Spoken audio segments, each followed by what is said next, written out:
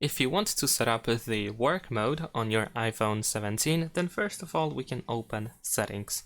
Over here in Settings we're going to scroll down in order to find Focus, and then in these settings you should be able to find Work.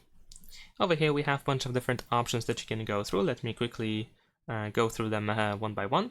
So over here we have Intelligent Breakthrough and Silencing, which allows prioritized notifications to be sent and you can be informed about them. You can be interrupted by them when this option is enabled. So if you want to still be notified about some important things, then of course you can enable this option. We can also choose who can be allowed to send us notifications or what apps are allowed to send us notifications. So over here we can add exceptions, because otherwise notifications will be actually silenced and you won't be distracted by them.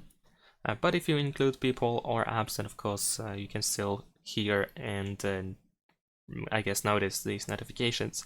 If you go to options, we have some additional stuff that you might want to use if you want to, of course. Now, after that, we also have the customization of the lock and home screen.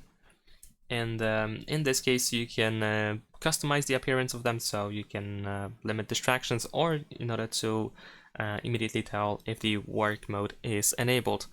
We can also create a schedule, and by default we have smart activation, so the phone can automatically detect or try to detect based on time, location, and app usage, and so on and so forth, and whether the work mode should be enabled or not.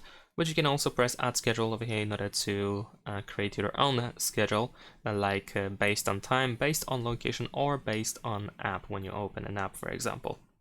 There are also custom filters that you can use, and that's pretty much it. Of course, if you want to use the mode, then you can go to Control Center, and over here we have our modes, including the work mode.